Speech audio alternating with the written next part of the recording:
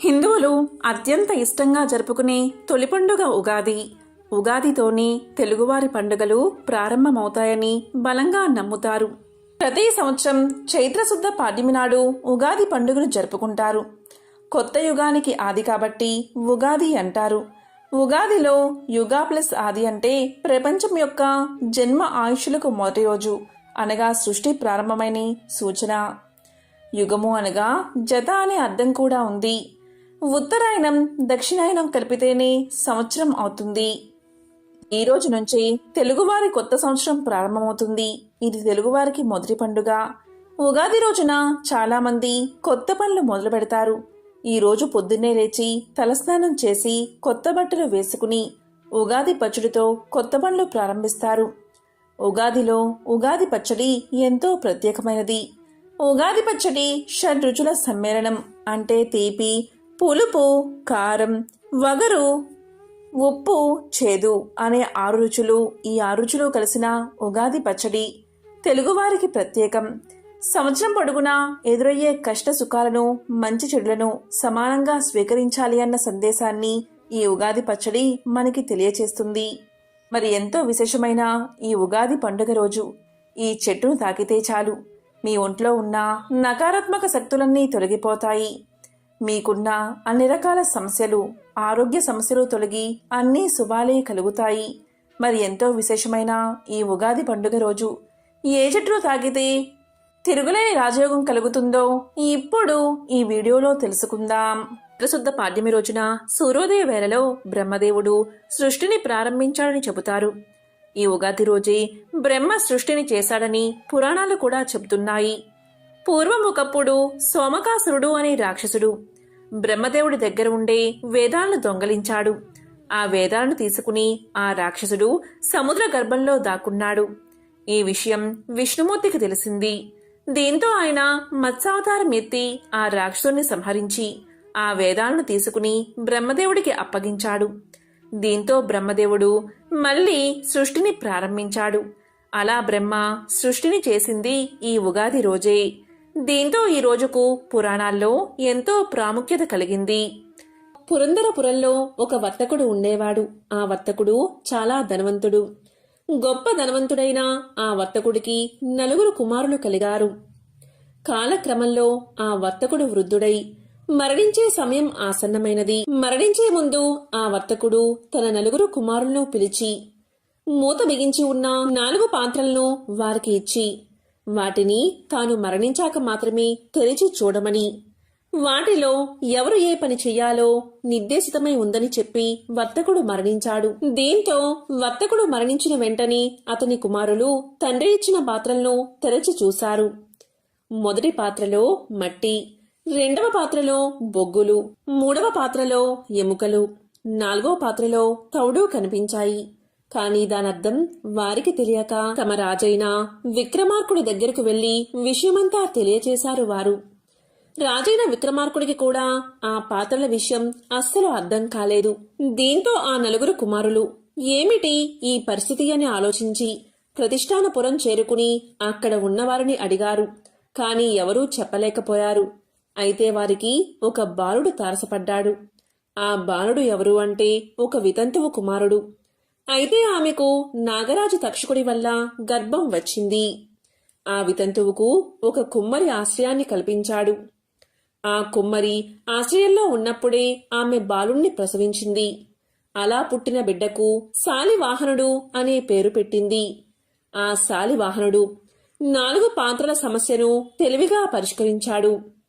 ఆ 4 కుమారులలో మట్టితో నిండిన పాత్ర వచ్చిన కుమారుడు ఆస్తిలోని భూమిని తీసుకోవాలని, బొగ్గులు నిండిన పాత్ర వచ్చిన కుమారుడు కలపను తీసుకోవాలని, ఎముకలు నిండిన పాత్ర వచ్చిన కుమారుడు పశు సంపదను తీసుకోవాలని, తౌడు నిండిన పాత్ర వచ్చిన కుమారుడు ధాన్యాన్ని పంచుకోవాలని, అదే మరణించిన వర్తకుడి భావన అని శాలివాహనుడు తెలియజేశాడు. ఆ శాలివాహనుడి మాటలు ఆ 4కి నచ్చి ఆ విధంగానే పంచుకున్నారు. ఈ విషయం ఆ నోటా ఈ నోటా విక్రమార్కుడి దాకా చేరింది. దీంతో విక్రమార్కుడు శాలివాహనుణ్ణి చూడాలని కుతూహలపడి భటులతో కబురు చేశాడు. కాని శాలివాహనుడు వాళ్లతో తాను రానని, ఏనాటికైనా విక్రమార్కుడే తన దగ్గరకు రావాల్సి ఉంటుందని పలికాడు. ఆ విషయాన్ని భటులు విక్రమార్క మహారాజుకు తెలియచేశారు. దీంతో మహారాజుకు కోపం వచ్చి శాలివాహనుణ్ణి సంహరించడానికి చతురంగ బల సమేతుడై వెళ్లాడు. ఈ విషయం తెలుసుకున్న శాలివాహనుడు మట్టితో సైనికుల బొమ్మలు చేసి ప్రాణం పోసి విక్రమార్కుడి మీదకు పంపాడు. ఈ విధంగా ఇద్దరి మధ్య భీకర పోరాటం సాగింది. చివరకు శాలివాహనుడు సమ్మోహనాస్త్రాన్ని ప్రయోగించి విక్రమార్కుడి శరణంతా నిద్రపోయేలా చేశాడు. అప్పుడు విక్రమార్కుడు వాసుకి అనే నాగరాజుని ప్రార్థించి తన సేనలకు మెలకువ వచ్చేలా చేశాడు. ఇలా శాలివాహన విక్రమార్కుల యుద్ధ సమరంలో ఎవరికీ విజయం తేలనప్పుడు ఆకాశవాణి ఇలా పలికింది.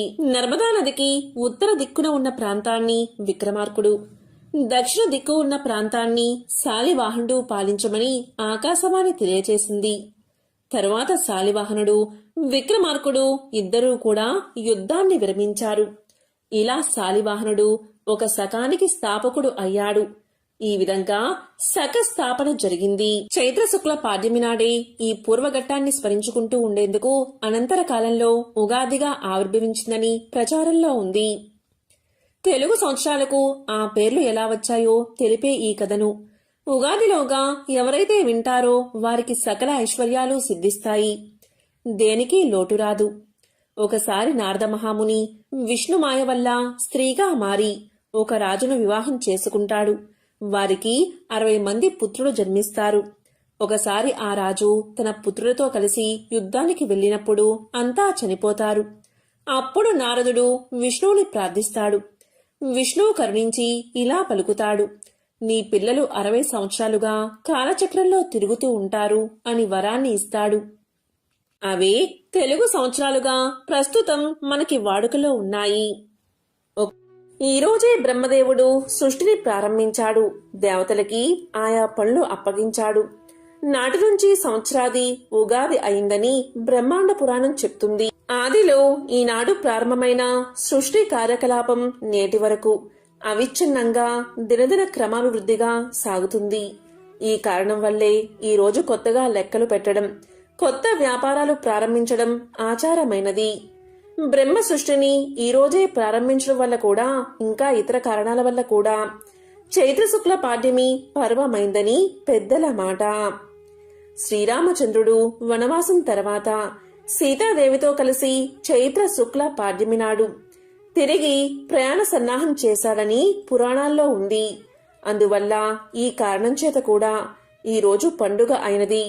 వసురాజు తపస్సు చేసి రాజ్య పదవిని సంపాదించిన తర్వాత ఇంద్రుడు చైత్ర పాడ్యమి నాడు ప్రత్యక్షమై అతనికి నూతన వస్త్రాలు ఇచ్చి అభినందించాడు.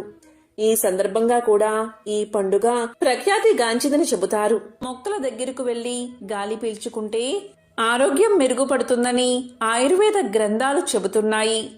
కనుక మొక్కలు ఎంతో విశేషమైనవి. ప్రతి మొక్క గొప్పదే, దాని ప్రత్యేకత దానికే ఉంటుంది. ఈ భూమి మీద పనికిరాని మొక్క అనేదే లేదు. మనం పిచ్చి మొక్కలుగా చూసే మొక్కల్లోనూ ఆయుర్వేదంలో ఎన్నో రకాల మందులు చేస్తారు. ఒక్కొక్క రకమైన మొక్కకు ఒక్కొక్క రకమైన విశిష్టత ఉంటుంది. అందుకే చెట్ల గొప్పతనాన్ని గుర్తించిన మన ఋషులు చెట్లను మన సంస్కృతిలో ఒక భాగంగా చేశారు. చెట్లను పూజించమని చెప్పారు. చెట్లు ప్రకృతిలో ఒక భాగం. ఈ చెట్టును తాకితే చాలు తరతరాలకు తరగని ఐశ్వర్యం వస్తుందని మన శాస్త్రాలు తెలియచేస్తున్నాయి. మీరు ఏమీ చేయకపోయినా మీకు దగ్గరలో వేప చెట్టు ఉంటే ఆ వేప చెట్టు దగ్గరకు వెళ్ళండి. ఆ వేప చెట్టు మొదట్లో చెంబుడు నీటిని పోయండి. అలాగే వేప చెట్టు చుట్టూ 3 ప్రదక్షిణలు చెయ్యండి. ఆ తర్వాత వేప చెట్టును 3 సార్లు తాకి నమస్కారం చేసుకోండి. వేపను సాక్షాత్తు లక్ష్మీ స్వరూపంగా భావిస్తారు. ఎందుకు అంటే దీనికి చెందిన ఒక పురాణ కథ కూడా ఉంది. ఒకసారి పార్వతీ పరమేశ్వరులు కైలాసంలో ఏకాంతంగా ఉన్నారట. అప్పుడు అటుగా వచ్చిన అగ్నిదేవుణ్ణి చూసిన పార్వతీదేవి అగ్గి మీద గుగ్గిలం అయిందట. మా ఏకాంతానికి భంగం కలిగించింది దేవతలే, వారంతా భూమి మీద వృక్షాలుగా మారిపోదురుగాక అని శపించిందట. అలా దేవతలంతా వివిధ వృక్షాల రూపంలో భూమి మీద స్థిరపడ్డారు. ఈ క్రమంలో లక్ష్మీదేవి వేపగా అవతరించిందట. పురాణ కథ ఎలా ఉన్నా వేప నిజంగా లక్ష్మీదేవే. వేప చిగురు మొదలు వేళ్ల వరకు ఉపయోగం లేనిదంటూ లేదు. వేళ్ళు, కొమ్మలు, రెమ్మలు, ఆకులు, పూత, గింజ, కాయ, పండు, బెరడు అన్నిట్లో విలువైన ఔషధ గుణాలు ఉన్నాయి.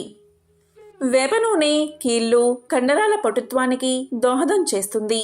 వేప పుల్ల దంత రక్షణకు శ్రేయస్కరం. వేప పువ్వు జీర్ణకోశ వ్యాధులను నివారిస్తుంది. వేపగుజ్జు వ్యవసాయ క్షేత్రంలో క్రిమి సంహారిణిగా ఉపయోగపడుతుంది. ఒక్క వేప చెట్టు రోజుకు సుమారు 250 లీటర్ల ఆక్సిజన్ని ఉత్పత్తి చేస్తుంది. మనిషి మనుగడకు ఇంతలా ఉపయుక్తమవుతున్న వేప చెట్టు ముమ్మాటికి మహాలక్ష్మి. వేపకు నింబ వృక్షంతో పాటు అరిష్ట, పెంచు మద్దనం అనే పేర్లు కూడా ఉన్నాయి. ఆరోగ్యాన్ని కాపాడడంలో సూర్య భగవానుడితో సమానమైన శక్తి ఉంది కాబట్టి వేపను రవి సన్నిభ అని కూడా పిలుస్తారు. తన నీడ వల్ల శ్రమను దూరం చేస్తుంది కాబట్టి సుమన అనే పేరు వచ్చినట్లు కథనం. బహిరంగ ప్రదేశాల్లో, పెరట్లో, తోటల్లో 5 చెట్లు ఉండాలని వరాహమిహిరుడు పేర్కొన్నాడు. అందులో వేప ఒకటి. మరి ఇంతటి విశేషమైన వేప చెట్టు ఇంట్లో ఉంటే వ్యక్తి జాతకంలో ఉండే శని, కుజదోషాల నుంచి విముక్తి లభిస్తుందట. శనిదోషం నుంచి ఉపశమనం పొందడం కోసం ఎక్కువ మంది సమీ వృక్షాన్ని పూజిస్తారు. అది మాత్రమే కాదు, వేప చెట్టును పూజించినా కూడా శనిబాధలు తొలగిపోతాయి. ఇంట్లో వేప చెట్టు నాటడం వల్ల శనిదోషం నుంచి బయటపడవచ్చు. జాతకంలో ఉన్న అనేక దోషాలను వేప చెట్టు తొలగించేస్తుందని జ్యోతిష్యులు చెప్తున్నారు. వేప చెట్టు ఉండడం వల్ల ఇంట్లో పాజిటివ్ ఎనర్జీ ఉంటుంది. నెగిటివ్ ఎనర్జీ సమస్య ఉండదు. ఆరోగ్యంగా ఉంటారు. శనిదోషం ఉన్నవాళ్ళు వేప చెట్టు చుట్టూ ప్రదక్షిణలు చేస్తే శుభ ఫలితాలను పొందుతారు. ఇంటికి దక్షిణ దిశ లేదా వాయువ్య దిశలో వేప మొక్క నాటడం వల్ల పితృదోషాలు తొలగిపోతాయి. పూర్వీకుల ఆశీర్వాదాలు కుటుంబం మీద ఉండి సంతోషంగా ఉంటారు. శని తర్వాత అందరూ చూసి భయపడేది రాహుకేతు గ్రహాలే. కేతువు అనుగ్రహం కోసం కూడా వేప చెట్టు ఉపయోగపడుతుంది. వేప ఆకుల నుంచి తీసిన రసాన్ని నీటిలో కలుపుకుని స్నానం చేస్తే కేతువు బాధల నుంచి బయటపడవచ్చు. మాసి జగత్ బ్రహ్మ సపర్ణ పదమే అహాని వత్సరాదౌ వసంతాదౌ రసరాద్యే తదేవచ. బ్రహ్మకల్పం ప్రారంభమైన మొదటి ఉగాది ప్రభవ, మొదటి ఋతువు వసంతం, మొదటి నెల చైత్రం, మొదటి తిథి పాడ్యమి, మొదటి వారం ఆదివారం. ఆ రోజే సృష్టి ప్రారంభమైనది. చైత్రమాసం శుక్లపక్షంలో సూర్యోదయ వేళకు పాడ్యమి తిథి ఉన్న రోజును ఉగాదిగా నిర్ణయిస్తారు. పూర్వం ఒకప్పుడు సోమకాసురుడు అనే రాక్షసుడు బ్రహ్మదేవుడి దగ్గర ఉండే వేదాలను అపహరించాడు. ఆ వేదాలను తీసుకుని ఎవరికీ కనబడకుండా సముద్ర గర్భంలో దాక్కున్నాడు. ఈ విషయం స్థితికారకుడైన విష్ణుమూర్తికి తెలిసింది. దీంతో ఆయన మత్స్యావతారం ఎత్తి ఆ రాక్షసుణ్ణి సంహరించి ఆ వేదాలను తీసుకుని బ్రహ్మదేవుడికి అప్పగించాడు. దీంతో బ్రహ్మదేవుడు తిరిగి సృష్టిని ప్రారంభించాడు. అలా బ్రహ్మ సృష్టిని చేసింది ఈ ఉగాది రోజే. దీంతో ఈ రోజుకు పురాణాల్లో ప్రాముఖ్యత కలిగింది. శ్రీ మహావిష్ణువు సోమకాసురుణ్ణి సంహరించి వేదాలను బ్రహ్మకు అప్పగించిన సందర్భంగా ఉగాది ఆచరణలోకి వచ్చిందని సూతుడు సౌనకాది మహర్షులకు వివరించాడు. ఈ కథను విన్నా, చదివినా, చెప్పినా జన్మల పాపాలు తొలగిపోతాయి, సకల ఐశ్వర్యాలు కలుగుతాయి. ఇక ఉగాది రోజున పొరపాటున కూడా ఈ వస్తువులను దానం చేసినా, వేరే వారి చేతికి ఇచ్చినా ఇంట్లో అస్సలు డబ్బు నిలవదని శాస్త్రాలు చెబుతున్నాయి. పొరపాటున ఉగాది రోజు ఈ వస్తువులను ఇంటికి వచ్చిన బంధువులకు కానీ లేదా వేరే వారికి కానీ ఇస్తే ఇంట్లోంచి లక్ష్మీదేవి వెళ్ళిపోతుంది. కొత్త సంవత్సరంలో ఇక మీరు కష్టాలు అనుభవించక తప్పదు. ఉగాది రోజు చాలామంది దానాలు చేస్తూ ఉంటారు. ఆ విధంగా దానం చేసేవారు పొరపాటున కూడా చీపుర్లు దానంగా ఇవ్వకూడదు. అలా చేస్తే ఆ ఇంట్లో లక్ష్మీదేవి నిలవదు, డబ్బు ఊరికే ఖర్చవుతూ ఉంటుంది. అలాగే ఉగాది రోజు కొబ్బరి నూనె ఎవరికీ దానంగా ఇవ్వకూడదు. ఇంటికి వచ్చిన బంధువులకు కూడా మీ చేతితో కొబ్బరి నూనె ఇవ్వకూడదు. అలాగే మీ చేత్తో రాయకూడదు. అలాగే కొబ్బరి నూనె ఫ్రీగా ఎవరికీ ఇవ్వకూడదు. ఇలా చేస్తే లక్ష్మీదేవి వారింటి నుంచి వెళ్ళిపోతుంది. ఇంట్లో వారి చేతికి ఇవ్వవచ్చు, కానీ బయట వాళ్లకు మాత్రం కొబ్బరి నూనె చేతితో ఇవ్వకూడదు. అలాగే ఈరోజు కత్తులు, పదునైన వస్తువులు, సూదులు ఇలాంటి వస్తువులు ఎవరి చేతికి ఇవ్వకూడదు. ఇలా ఇస్తే రాబోయే సంవత్సరంలో మీకు వైరం వస్తుంది.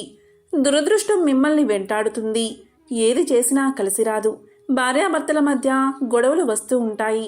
కనుక ఉగాది రోజు ఇలాంటి వస్తువులు ఎవరికీ ఇవ్వకూడదు. అలాగే ఈరోజు ఆహారం దానం చేసేవారు పాడైపోయిన ఆహారాలను దానంగా ఇవ్వొద్దు. దీనివల్ల న్యాయ సంబంధమైన సమస్యలు వస్తాయి. అలాగే ఈరోజు చిరిగిన వస్తువులను దానం చేయకూడదు. కాబట్టి ప్రతి ఒక్కరూ కూడా ఉగాది రోజు దాన ధర్మాలు చేసేటప్పుడు ఈ నియమాలను తప్పకుండా పాటించండి. 12 రాశుల వారి రాశి ఫలాలు ఎలా ఉన్నాయో ఇప్పుడు విందాం. మరి ఈ సంవత్సరం కలిసి వచ్చే రాశులేంటో, అలాగే నష్టపోయే రాశులేంటో కూడా ఇప్పుడు తెలుసుకుందాం. ముందుగా మేషరాశి. అశ్విని 4 పాదాలు, భరణి 4 పాదాలు, కృత్తిక 1వ పాదం మేషరాశిలోకి వస్తాయి. ఈ సంవత్సరం మేషరాశి వారికి ఆదాయం 2, రాజపూజ్యం 5, వ్యయం 4, అవమానం 7. ఈ రాశి వారికి ఈ సంవత్సరం గ్రహ సంచారము మిశ్రమ ఫలితాన్ని ఇస్తుంది. వృత్తి వ్యాపారాల యందు అనుకూలత, ఉద్యోగ అభివృద్ధి, ఆర్థిక పురోభివృద్ధి, కుటుంబ సభ్యుల సహకారం లభిస్తుంది. మే ఉత్తరార్ధం నుంచి ఆర్థిక ఇబ్బందులు, వృధా వ్యయ ప్రయాసలు, కలహాలు, ఆస్తి నష్టం, మనస్పర్ధలు, మానసిక అశాంతి కలుగగలవు. మార్చి వరకు శని సంచారం అనుకూల ఫలితాన్ని ఇస్తుంది. మనోరథ సిద్ధి, ఆరోగ్య స్వస్థత, కుటుంబ సహకారం, నూతన ప్రయత్నాలు ఫలిస్తాయి. బుద్ధి కుశలతతో ముందుకు సాగుట జరుగుతుంది. ఏప్రిల్ నుంచి గ్రహస్థితి వ్యతిరేక ఫలితాన్ని ఇస్తుంది. శని ప్రభావంచే ఆదాయానికి మించి ఖర్చులు, కుటుంబంలో సమస్యలు, నిరుత్సాహం, వృత్తి ఉద్యోగాదులలో అసంతృప్తి, వ్యాపారపరంగా కష్ట నష్టాలు, పరిష్కారం లేని సమస్యలతో దిక్కు తోచని స్థితి. విద్యార్థులు అధిక శ్రమ చేసినా కానీ ఫలితం పొందజాలరు. రాజకీయ వ్యవహారాల్లో రాణింపు ఉంటుంది. రాహుకేతువుల సంచారం కూడా శుభాశుభములను కలగజేస్తుంది. వ్యవహార విజయం, అవకాశాలు కలిసి వస్తుంది. సంఘ గౌరవము, అధికారులతో విభేదాలు, రోగపీడ, స్థాన సంచలనం ఏర్పడుతుంది. ఈ రాశివారు శ్రీ సుబ్రహ్మణ్యేశ్వరుణ్ణి ఆరాధిస్తే చాలా మంచిది. అలాగే ఈశ్వర ఆరాధన, అభిషేకాలు చేస్తే ఇంకా మంచిది. ఇక తర్వాత రాశి వృషభ రాశి. కృతిక 2, 3, 4 పాదాలు, రోహిణి 4 పాదాలు, మృగశిర 1, 2 పాదాలు వృషభ రాశిలోకి వస్తాయి. ఈ సంవత్సరం వృషభ రాశి వారికి ఆదాయం 11, రాజపూజ్యం 1, వ్యయం 5, అవమానం 3. ఈ సంవత్సరం ఈ రాశి వారికి గురు సంచారం శుభాశుభములు కలగజేస్తుంది. శుభ కార్యాచరణ, వృత్తి, ఉద్యోగ, వ్యాపారాల యందు అనుకూలత, రుణ విముక్తి, కుటుంబంలో సుఖశాంతులు ఉంటాయి. గ్రహస్థితి ప్రతికూలంగా ఉన్నప్పుడు వృధావ్య ప్రయాసలు, నీచ కార్యాసక్తి, ఆప్తులతో అభిప్రాయ భేదాలు, వృత్తిపరంగా ఇబ్బందులు, అధికారుల నిర్లక్ష్యానికి లోనగడం, మనోక్లేశము ఏర్పడతాయి. శని సంచారం కూడా మార్చి వరకు ప్రతికూలతను, తరువాత అనుకూలతను కలగజేస్తుంది. కార్యాభంగం, ఇంటా బయట విరోధాలు, ప్రతి పనికి ఆటంకాలు, కష్ట నష్టాలు, అభివృద్ధి కుంటుపడను. రాహుకేతువుల సంచారం మిశ్రమ ఫలితాలను ఇస్తుంది. కుటుంబంలో సుఖశాంతులు, సంఘ గౌరవం, నూతన ప్రయత్నాలు అనుకూలిస్తాయి. వ్యవహార జయం, ఆర్థికంగా సంతృప్తి, వస్తు వాహన ప్రాప్తి, నూతన పరిచయాలు, సుఖ సంతోషాలు, మెలకువలు పాటిస్తే రాణింపు ఉండి సమస్యలకు పరిష్కారం దొరుకుతుంది. శరీర సంబంధ బాధలు, స్త్రీ మూలక సమస్యలు, ప్రతి పనికి ఆటంకాలు, ఏ పని ముందుకు సాగక గందరగోళ పరిస్థితులు, సరైన ఆలోచన లేక ఇబ్బందులు సంభవిస్తాయి. విద్యార్థులు 100% కృషి చేయాల్సి వస్తుంది. రాజకీయంగా ఒడిదుడుకులు ఉంటాయి. అమ్మవారికి కుంకుమార్చన, లలితా స్తోత్ర పఠనం శుభఫలితాలను కలిగిస్తుంది. ఇక మిథున రాశి. మృగశిర 3-4 పాదాలు, ఆరుద్ర 1-2-3-4 పాదాలు, పునర్వసు 1-2-3 పాదాలు మిథున రాశిలోకి వస్తాయి. ఈ సంవత్సరం మిథున రాశి వారికి ఆదాయం 14, రాజపూజ్యం 4, వ్యయం 2, అవమానం 3. ఈ రాశి వారికి ఈ సంవత్సరం నిరాశాజనకంగా ఉంటుంది.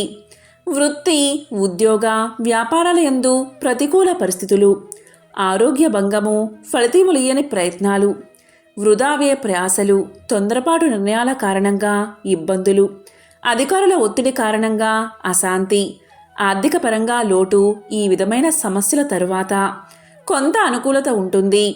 ఆప్తుల సహాయ సహకారాలు చేయు ప్రయత్నాలు ఫలిస్తాయి. ఆర్థిక లబ్ధి, నూతన వస్తు వాహన ప్రాప్తి ఉంటుంది. శుభ కార్యాచరణ జరగగలదు. శని సంచారం కూడా వ్యతిరేక ఫలితాన్ని ఇస్తుంది.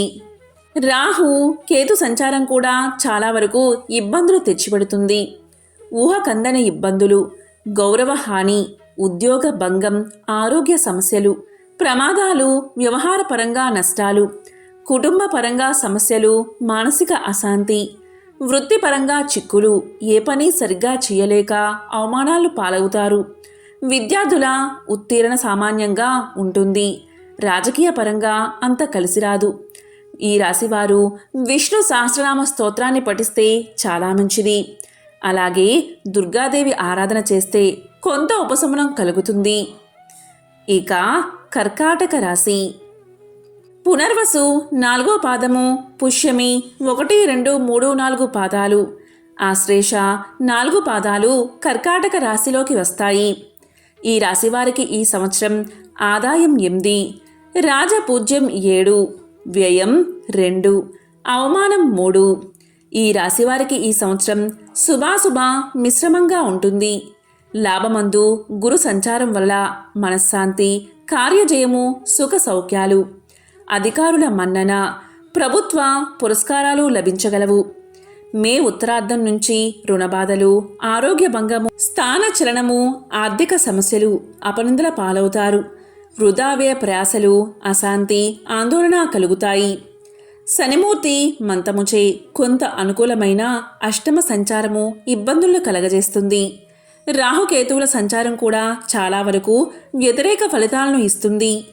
ఆప్తులతో విభేదాలు, గౌరవ హాని, కష్ట నష్టాలు ఎటు చూసినా విపత్కర పరిస్థితులు, ఒత్తిడులు, వంచనకు గురవడం, మనోచాంచల్యం, అధికారుల ఆగ్రహానికి గురవడం, ఆదాయానికి మించిన ఖర్చులు, వ్యాపార వ్యవహారాదుల్లో నష్టాలు, సమస్యలు, ఇంటా బయట సమస్యలతో విరక్తి, భయాందోళనలు కలుగుతాయి.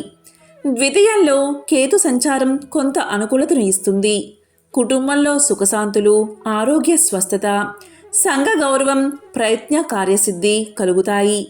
మీ నోటి దురుసు మీకు నష్టాన్ని కలగజేస్తుంది. విద్యార్థులకు కఠిన శ్రమ అవసరం. రాజకీయంగా ప్రతిష్టంభనలు ఏర్పడతాయి. ఈ రాశివారు సూర్యస్తుతి, శివారాధన, అభిషేకం చేస్తే శుభం కలుగుతుంది. సింహరాశి.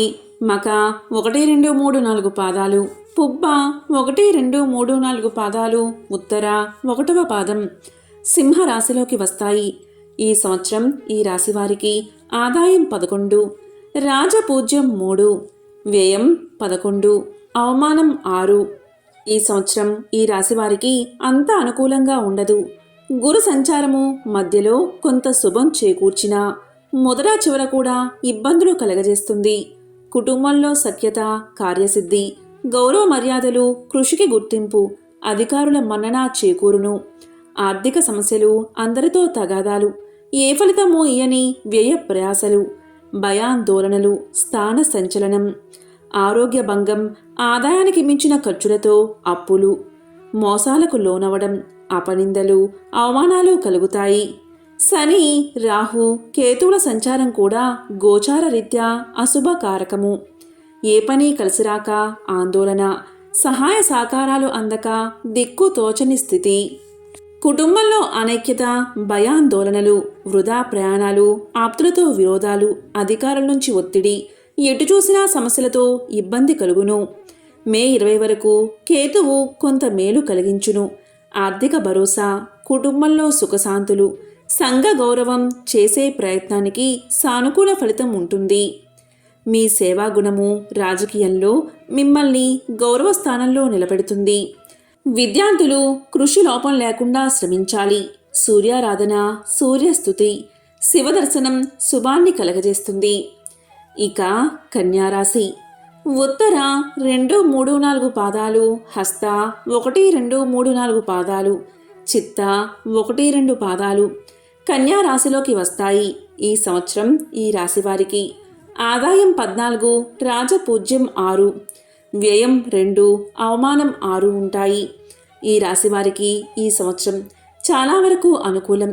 మధ్యలో గురు సంచారము కొంత వ్యతిరేక ఫలితాన్ని ఇచ్చినా సంవత్సరం ఆరంభమున చివరన మంచి కలుగజేస్తుంది. సంఘంలో పేరు ప్రఖ్యాతులు, ఉద్యోగాభివృద్ధి, ఆర్థికంగా వృద్ధి, కుటుంబ సౌఖ్యం, స్థిరాస్తుల వృద్ధి, అధికారుల మెప్పు, పురస్కారాలు, చేయు ప్రయత్నాల యందు సానుకూల ఫలితాలు కలగజేస్తాయి. మధ్యలో ఆర్థిక సమస్యలు, భయాందోళనలు, వృధావ్యయ ప్రయాసలు, మనస్పర్ధలు, స్థానచలనం ఏర్పడగలవు. శని మూర్తిమంతముచే కొంత ఇబ్బంది కలిగించినా 6న సంచారం అనుకూలిస్తుంది. ఆర్థికాభివృద్ధి కలిగి ఆర్థిక సమస్యల నుంచి బయటపడుదురు. స్థిరాస్తుల వృద్ధి కలుగును. నూతన గృహప్రాప్తి, వృత్తి ఉద్యోగాదుల యందు అభివృద్ధి, కుటుంబంలో సుఖ సంతోషాలు కలుగును. రాహుకేతు సంచారం కూడా శుభాశుభ మిశ్రమంగా ఉంటుంది. ఆరోగ్య భంగం, కుటుంబ కలహాలు, అనవసరపు ఖర్చులు, మానసిక అశాంతి, వృత్తి ఉద్యోగాదులకు భంగం, కార్యనాశనం, ఆర్థికంగా నష్టం, అందరితో విభేదాలు ఏర్పడతాయి. మూర్తి మంతముచే శుభ పరిణామాలు కలిగించును. కాలం అనుకూలమై నిలిచిపోయిన పనులన్నీ పూర్తవుతాయి. సమయానుకూలమైన ఆలోచనతో చేసే పనులు లాభిస్తాయి. రాజకీయంగా పుంజుకుంటారు. విద్యార్థులు మంచి ఫలితాలు సాధించగలరు. ఈ రాశివారు విష్ణు స్తుతి, లక్ష్మీ స్తోత్రం, హనుమాన్ చాలీసా పారాయణ చేసుకుంటే శుభం కలుగుతుంది. తులారాశి. చిత్త 3, 4 పాదాలు, స్వాతి 1, 2, 3, 4 పాదాలు, విశాఖ 1, 2, 3 పాదాలు తులారాశిలోకి వస్తాయి. ఈ సంవత్సరం ఈ రాశి వారికి ఆదాయం 11, రాజపూజ్యం 2, వ్యయం 5, అవమానం 2. ఈ రాశి వారికి ఈ సంవత్సరం శుభాశుభ మిశ్రమంగా ఉంటుంది. గురు సంచారము మేలు, కీడులను కలిగిస్తుంది. స్థిరాస్తులు వృద్ధి, శుభ కార్యాచరణ, ఉద్యోగోన్నతి, సంఘ గౌరవం, కుటుంబ సౌఖ్యం అన్ని విధాలా కలిసి వస్తాయి. కష్టార్జితమును నష్టపోవుట, స్థిర చరాస్తుల దుర్వినియోగం, రుణబాధలు, మనోవైకల్యం, వృధా ప్రయాసలు, భయాందోళనలు, అందరితో విరోధాలు, స్థానభ్రంశము, సమయస్ఫూర్తితో వ్యవహరింపక సమస్యలు, చికాకులు ఏర్పడతాయి. శని మూర్తిమంతముచే అనుకూలుడైనను శని సంచారము చెడును కలగజేస్తుంది. ప్రతి పనికి ఆటంకాలు, ఆప్తులతో విరోధాలు, స్థిరాస్తుల గూర్చి పేచీలు, దావాలు, నీచ సాంగత్యము, గౌరవహాని, కష్టనష్టాలు కలుగుతాయి. రాహుకేతు సంచారం చాలా వరకు కలిసి వస్తుంది. ఆదాయ వృద్ధి, కుటుంబ సౌఖ్యం, సమస్యలు పరిష్కారం, బుద్ధి చాతుర్యంతో అన్నిటా ముందడుగు, మిత్రలాభం, సుఖ సంతోషాలు, వ్యవహార జయం, గౌరవ మర్యాదలు పెరుగుతాయి. వృధా ఖర్చులు, అధికారులతో విభేదాలు, సమయానికి డబ్బు అందక సమస్యలు, ఆరోగ్య భంగము, ఎదురుదెబ్బల్లాంటి సమస్యలు కూడా ఉండగలవు. విద్యార్థులకు సామాన్యంగా ఉండును.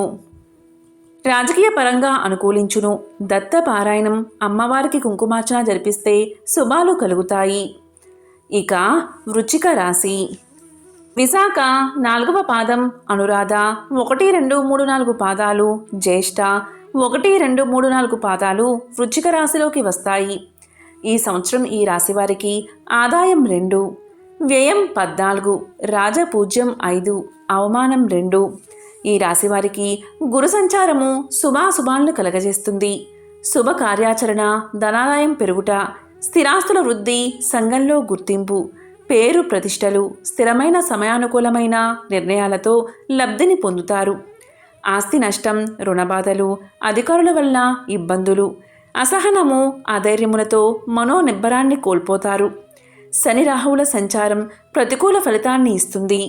ఆర్థిక ఇబ్బందులు, ఆరోగ్య హాని, గౌరవ భంగము, ఆకస్మిక సమస్యలతో అశాంతి, కుటుంబ కలహాలు, స్త్రీకారక సమస్యలు, ఇంటా బయట వ్యతిరేక పరిస్థితులు, అనుకున్న ఏ పని ఫలితం లేకపోవడం, అధిక శ్రమతో సతమతమవుతారు. కేతు సంచారం కొంత అనుకూలిస్తుంది. ఖచ్చితమైన జాగ్రత్తలు తీసుకుంటే సమస్యల నుంచి బయటపడి వృత్తి వ్యాపారాదుల్లో రాణిస్తారు. ఆర్థిక సంతృప్తి, అవకాశాలు కలిసి వచ్చి నూతన ప్రయత్నాలు ఫలిస్తాయి. పెద్దవారితో సంబంధం అనుకూలించి పరపతి పెరుగుతుంది. రాజకీయంగా ఎదుగుదల ఉంటుంది. విద్యార్థులు మంచి ఫలితాలకై శ్రద్ధ వహించాలి. ఈ రాశివారు శివారాధన, దక్షిణామూర్తి స్తోత్రాన్ని, సుబ్రహ్మణ్యేశ్వర స్వామికి పూజ, అభిషేకం చేయించుకుంటే శుభ ఫలితాలు కలుగుతాయి. ధనస్సు రాశి. మూల 1, 2, 3, 4 పాదాలు, పూర్వాషాఢ 1, 2, 3, 4 పాదాలు, ఉత్తరాషాఢ 1వ పాదం ధనస్సు రాశిలోకి వస్తాయి. ఈ రాశివారికి ఈ సంవత్సరం ఆదాయం 5, వ్యయం 5, రాజపూజ్యం 1, అవమానం 5. ఈ రాశివారికి ఈ సంవత్సరం మిశ్రమ ఫలితాలు కలుగుతాయి. ఆర్థికంగా వృద్ధి, శుభ కార్యాచరణ, కుటుంబంలో సుఖ సంతోషాలు, వ్యవహారాలయందు జయము, పేరు ప్రఖ్యాతలు, కార్యసిద్ధి కలుగుతాయి. కష్టార్జితాన్ని నష్టపోతారు. ఆస్తి నష్టం, రుణబాధలు, మనోవ్యాకులత, చోర, అగ్ని భయాలు, స్థాన చలనము, వృత్తి ఉద్యోగాదులయందు అడ్డంకులు ఏర్పడతాయి. ఏప్రిల్ నుంచి అర్ధాష్టమ శని ప్రభావంచే సమస్యలు ఏర్పడతాయి. తృతీయంలో శని అనుకూల ఫలితాలు ఇయ్యగలడు. అన్నిటా సానుకూల పరిణామాలు, వ్యాపారపరంగా వృద్ధి, కుటుంబ సౌఖ్యం, ఇష్టకార్య సిద్ధి కలుగుతాయి. రాహుకేతువుల సంచారం అంత అనుకూల ఫలితాలు ఇవ్వదు. అనుకోని చిక్కులు, సమస్యలతో మనోవేదన, బంధుమిత్రులతో విభేదాలు, గౌరవ హాని, తలపెట్టిన పనులు ముందుకు సాగక రకరకాల ఒత్తిళ్లతో అశాంతి, స్థానభ్రంశము, స్త్రీమూల సమస్యలు, మనోనిబ్బరం కోల్పోతారు. వ్యాపార వ్యవహారాలందు నష్టాలు, వృధావే ప్రయాసలు. రాజ్యస్థానంలో ఉన్న కేతువు కొంత అనుకూలుడు. సహనంతో ఉండి తగిన నిర్ణయాలతో ముందుకు సాగి సమస్యల నుంచి బయటపడగలరు. ఆర్థికంగా పుంజుకుంటారు. ప్రయత్నాలు మంచి ఫలితాలు ఇయ్యగలవు. 10 మందిలో గుర్తింపు పొందుతారు. రాజకీయంగా ఎత్తు పల్లాలు ఉంటాయి. విద్యార్థులు శ్రద్ధ వహిస్తే మంచి ఫలితాలు పొందగలరు. దత్త ఆరాధన, స్తుతి, ఈశ్వరుడికి అభిషేకము, ఆంజనేయ స్వామికి అర్చన చేస్తే శుభం కలుగుతుంది. ఇక మకర రాశి. ఉత్తరాషాఢ 2, 3, 4 పాదాలు, శ్రవణ 1, 2, 3, 4 పాదాలు, ధనిష్ట 1, 2 పాదాలు మకర రాశిలోకి వస్తాయి. ఈ సంవత్సరం ఈ రాశి వారికి ఆదాయం 8, రాజపూజ్యం 4, అవమానం 5, వ్యయం 14. ఈ రాశివారికి ఈ సంవత్సరం శుభాశుభ మిశ్రమంగా ఉంటుంది. ఆర్థికాభివృద్ధి, శుభ కార్యాచరణ, కుటుంబంలో సుఖ సంతోషాలు, వ్యవహార విజయం, సంఘ గౌరవం, 10 మందిలో గుర్తింపు, ఆధిపత్యం, బుద్ధి కుశలత ఉంటాయి. సమస్యలు ఏర్పడినా సమర్థతో పరిష్కరించుకోగలరు. స్థానచలనము, ఆరోగ్యభంగం కలుగుతాయి. శని సంచారము, అకారణ విరోధాలు, కార్య విడంబనము, ఆర్థిక సంక్షోభం, అనుకున్న ప్రతి పనికి ఆటంకాలు కలిగిస్తాయి. రాహుకేతువులు మూర్తిమంతముగా అనుకూల ఫలితాలు ఇచ్చినా రాహుకేతు భాగ్య, అష్టమస్థాన సంచారాలు వ్యతిరేకంగా ఉంటాయి. కుటుంబంలో సంతోషాలు, సంఘంలో పలుకుబడి, గౌరవం, యత్న కార్యసిద్ధి ఉంటుంది. అనుకోని సమస్యలు ఏర్పడి ఇబ్బందులు, గౌరవహాని, ఆప్తులతో విభేదాలు, వృధావే ప్రయాసలు, మోసానికి లొంగిపోవడం, ఏ పని నిలకడగా చేయలేక అవమానాలు, వ్యాపార వ్యవహారాదుల్లో నష్టం, రకరకాల ఒత్తిడిలతో అస్థిమితం, రకరకాల సమస్యలతో విరక్తి, రాజకీయంగా సమస్యల వలయంలో ఉంటారు. విద్యార్థులు ఉత్తీర్ణత సామాన్యంగా ఉంటుంది. ఈశ్వర దర్శనము, అభిషేకాలు, శనిస్తోత్ర పఠనం చేసిన శుభం కలుగుతాయి. ఇక తర్వాత రాశి కుంభరాశి. ధనిష్ట 3, 4 పాదాలు, శతభిష 1, 2, 3, 4 పాదాలు, పూర్వభద్ర 1, 2, 3 పాదాలు కుంభరాశిలోకి వస్తాయి. ఈ సంవత్సరం ఈ రాశి వారికి ఆదాయం 8, వ్యయం 14, రాజపూజ్యం 7, అవమానం 5. ఈ రాశి వారికి ఈ సంవత్సరం సామాన్యంగా ఉంటుంది. ధనాభావము, అకారణ కలహాలు, విరోధాలు, స్థిరాస్తుల నష్టం, రాబడిని మించిన ఖర్చులు, స్థాన చలనము, ఆరోగ్య సమస్యలు, మనోవేదన, గురుని పంచమస్థాన సంచారం కొంత అనుకూలిస్తుంది.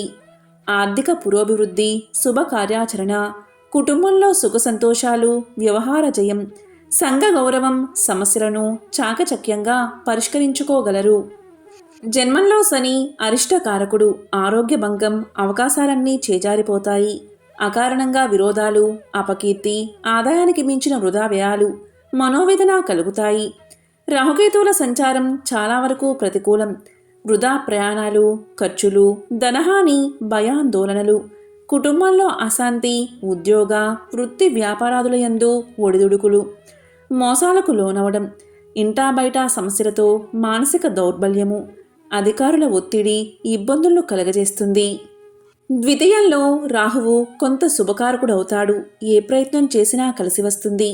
సంఘ గౌరవం, ఆరోగ్య స్వస్థత, ఆర్థిక సంతృప్తి, కుటుంబంలో సుఖ సంతోషాలు, వ్యక్తిగా గుర్తింపు ఉంటుంది. రాజకీయాల్లో ఒత్తిళ్లకు లోనవుతారు. విద్యార్థులు దృఢ సంకల్పంతో కష్టపడి చదివితే కానీ ఫలితాన్ని పొందలేరు. ఈశ్వర స్తుతి, ఆరాధన, శనికి తైలాభిషేకం, శివదర్శనం శుభ ఫలితాలను ఇస్తుంది. ఇక మీనరాశి.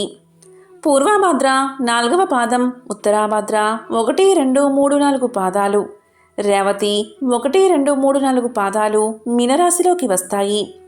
ఈ రాశివారికి ఈ సంవత్సరం ఆదాయం 5, వ్యయం 5, రాజపూజ్యం 3, అవమానం 1. ఈ రాశివారికి ఈ సంవత్సరం సామాన్యంగా ఉంటుంది. గురు సంచార ఫలితంగా ఆదాయానికి మించిన ఖర్చులు, ఆస్తి నష్టం, స్థాన చలనం, అధికారులతో తగాదాలు, వస్తు నష్టం, అకారణ వైరాలు, వృధావ్యయ ప్రయాసలు, ఆర్థిక సమస్యలు, మనోవేదన కలుగుతాయి. గురుని పంచమస్థాన సంచారం శుభఫలితాన్ని ఇస్తుంది. శుభ కార్యాచరణ, ఆదాయ వృద్ధి, వ్యవహార విజయం, సంఘ గౌరవం, కుటుంబంలో సానుకూలత, పేరు ప్రతిష్టలు కలుగుతాయి. వ్యయంలో శని కష్ట నష్టాలు కలగజేస్తుంది. వృత్తి వ్యాపారాలు కుంటుపడతాయి. ఏ పని కలిసిరాక మానసిక అశాంతి, అధిక వ్యయము, ఆరోగ్య భంగము కలుగుతాయి. రాహుకేతువుల సంచారం చాలా వరకు వ్యతిరేక ఫలితాన్ని ఇస్తుంది. భయాందోళనలు, వృధావ్యయ ప్రయాసలు, కుటుంబంలో స్పర్ధలు, మానసిక అశాంతి, ఉద్యోగ వృత్తి వ్యాపారాదుల్లో సమస్యలు, ప్రతి పనికి ఆటంకాలు, ఆప్తులతో విభేదాలు, స్థానచలనం, ధనాభావం కలుగుతాయి. కేతువు షష్టమస్థాన సంచారం కొంత అనుకూలమవుతుంది. అపరిష్కృత సమస్యలు పరిష్కారమవుతాయి. సమయస్ఫూర్తితో తీసుకునే నిర్ణయాలు మంచి ఫలితాన్ని ఇయ్యగలవు. ఆదాయ వృద్ధి ఉంటుంది. రాజకీయాల్లో రాణించగలరు. విద్యార్థులు ఉత్తీర్ణత సామాన్యంగా ఉంటుంది. శివారాధన, దత్త పారాయణ, శనికి తైలాభిషేకం జరిపిస్తే ఉపశమనం కలిగి శుభాన్ని పొందగలరు. కాబట్టి శ్రీ విశ్వావసునామ సంవత్సరంలో 12 రాశుల యొక్క ఫలితాలు ఈ విధంగా ఉన్నాయి. మీ రాశి యొక్క ఫలితం కూడా తెలుసుకుని దానికి తగ్గట్టు దైవారాధన చేసుకుని మంచి ఫలితాలను పొందండి.